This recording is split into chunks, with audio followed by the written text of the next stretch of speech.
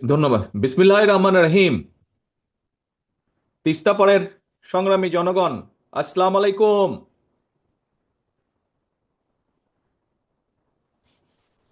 আজকে সারা বিশ্ব, পৃথিবীর সব মানুষ আজকে দেখে রাখুক, আজকে জেনে রাখুক যে উত্তরাঞ্চলের এই যে লাখো কোটি মানুষ তিস্তা নদীর পানির ন্যায্য হিস্সা থেকে আজকে বঞ্চিত, এবং এই জন্য এই কারণে মানুষগুলা আজ এখানে অধিকার, যে মানুষের যে পানির অধিকার, এই অধিকার আদায়ের দাবিতে এইসব মানুষরা আজকে জাগো বাহে তিস্তা বাঁচাও স্লোগানে গত 2 দিন ধরে আপনারা সকলে এখানে তিস্তা পাড়ে সমবেত হয়েছেন। তিস্তা নদী রক্ষার আন্দোলনের এই উদ্যোগে আজকে যে এই যে 2 দিন ব্যাপী আয়োজিত এই অনুষ্ঠান, এই অনুষ্ঠানের আজকের আমাদের মূল নেতা, সভাপতি আসাদুজ্জামান দুলু, বিএনপি সহ বিএনপির অগণিত লাখো নেতাকর্মী সহ গণতন্ত্রের পক্ষের বিভিন্ন রাজনৈতিক দলের আজকে উপস্থিত, গত 2 দিন ধরে এখানে উপস্থিত নেতৃবৃন্দ সহ এই সমগ্র এলাকার বিভিন্ন শ্রেণী পেশার বিশিষ্ট মানুষজন যারা আছেন, বিশিষ্ট জন আছেন, বিশেষ করে এই উত্তরাঞ্চলের সংগ্রামী জনগণ, আপনাদের প্রতি রইল আমার সংগ্রামী অভিনন্দন। প্রিয় ভাইরা, উত্তরাঞ্চলের পানির এই ন্যায্য হিস্যা বঞ্চিত মানুষেরা আজকে সারা বিশ্বকে জানিয়ে দিতে চায় যে ভারতের সঙ্গে বাংলাদেশের 54টি যে অভিন্ন নদী, এই নদীর পানির ন্যায্য হিস্যা প্রাপ্তি এটা কোনো কারো করুণার বিষয় নয়। এটা আন্তর্জাতিক আইন অনুযায়ী এটি বাংলাদেশের প্রাপ্য, এটি বাংলাদেশের মানুষের প্রাপ্য। অথচ আমরা কি দেখছি? আন্তর্জাতিক নদী আইন, তিস্তা নদীর পানির ন্যায্য পাওনা আদায়ের জন্য আজকে আমাদেরকে আন্দোলন করতে হচ্ছে। বাংলাদেশের মানুষকে তথা উত্তরাঞ্চলের মানুষকে আজ আন্দোলন করতে হচ্ছে। এই পানি বন্টন নিয়ে আমাদের প্রতিবেশী দেশ বাংলাদেশের মানুষের সাথে অপ্রতিবেশীমূলক আচরণ করেই চলেছে। আপনাদের সকলের জানা আছে, আজকে প্রায় 50 বছর হলো ফারাক্কার অভিশাপ থেকে বাংলাদেশ মুক্তি পায় নাই। এখন আবার তিস্তা বাংলাদেশের জন্য আরেকটা অভিশাপ হিসাবে দেখা দিয়েছে। সব আন্তর্জাতিক আইন লঙ্ঘন করে আমাদের প্রতিবেশী উজানের গজলডোবায় একটা বাঁধ নির্মাণ করেছে, করে তিস্তার এই স্বাভাবিক পানি প্রবাহকে তারা নিয়ন্ত্রণ করে চলেছে। তাদের এই অপ্রতিবেশীমূলক আচরণের কারণে আজকে উত্তরাঞ্চলের লাখো কোটি জনগণ বন্যায়, খরায় দুর্বিষহ জীবন পার করছে। পানির অভাবে তিস্তার বুকে আজকে ধু ধু বালুচর।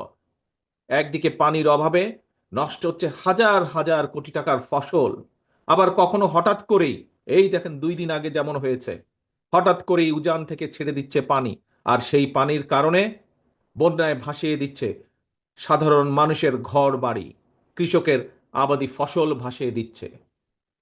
প্রত্যেক বছর এই বন্যার কারণে বলা যায় প্রায় সময় বন্যার কারণে এমনকি কোনো কোনো সময় বছরে 3বারও বন্যা হয়েছে এই অঞ্চলে।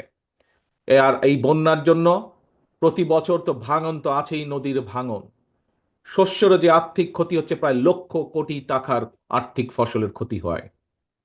প্রিয় সংগ্রামী ভাই বোনেরা, এই যে 5ই আগস্ট চলে গেল, এই 5ই আগস্টে আমরা দেখি যে একজন পালিয়ে গিয়েছে এই দেশ থেকে, একটা খুনি এই দেশ থেকে পালিয়ে গেছে, স্বৈরাচার এই দেশ থেকে পালিয়ে গিয়েছে।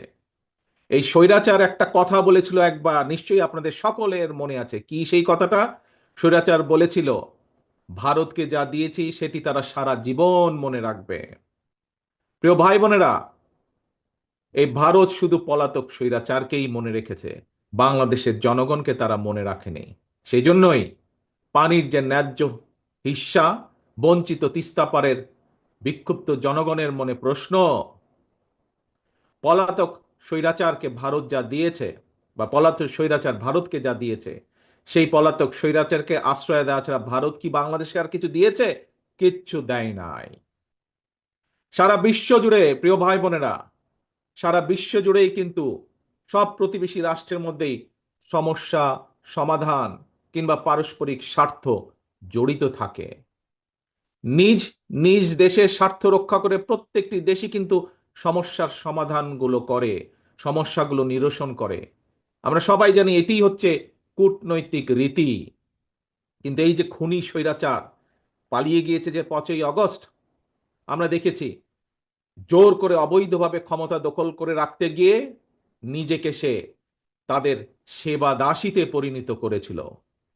বাংলাদেশ ভারত যৌথ নদী কমিশন এবং জাতীয় নদী রক্ষা কমিশন পর্যন্ত সম্পূর্ণ অকার্যকর রেখেছিল। সারা দেশের মানুষ জানে এখনো ভারতের সঙ্গে বাংলাদেশের বিরাজমান ফারাক্কার সমস্যার সমাধান হয়নি। জনগণের উত্তর অঞ্চলের, বিশেষ করে জনগণের বহুল প্রত্যাশিত তিস্তা চুক্তিও হয় নাই।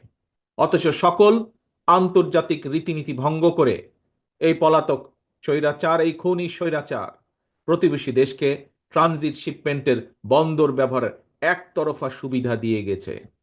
এইসব চুক্তিতে মিনিমাম ন্যায্যতা পর্যন্ত রক্ষা করা হয় নাই। প্রিয় ভাই বোনেরা, বাংলাদেশের মানুষ মনে করে প্রতিবেশী দেশের সঙ্গে প্রয়োজনে সকল অসম, অন্যায্য এবং একতরফা যে সকল চুক্তি, এগুলো পুনর্মূল্যায়ন কিংবা পুনর্বিবেচনা করা দরকার। প্রিয় ভাই বোনেরা, সবার সঙ্গে বন্ধুত্ব, কারো সঙ্গেই বৈরতা নয়। আমাদের পররাষ্ট্রনীতির এটি হচ্ছে মূল স্লোগান বা মূল নীতি। কিন্তু সময়ের প্রয়োজনে সময়ের প্রয়োজনে হয়তো এই স্লোগানটি বা এই নীতিটি পুনর্বিবেচনা করা দরকার। বর্তমান বিশ্বে স্থায়ী শত্রু, স্থায়ী মিত্র বলে কিছু নেই, বরং একটা দেশের সঙ্গে অপর দেশের সম্পর্ক হবে পারস্পরিক স্বার্থ রক্ষা, ন্যায্যতা এবং প্রয়োজনের ভিত্তিতে। সুতরাং সম্পর্ক রক্ষা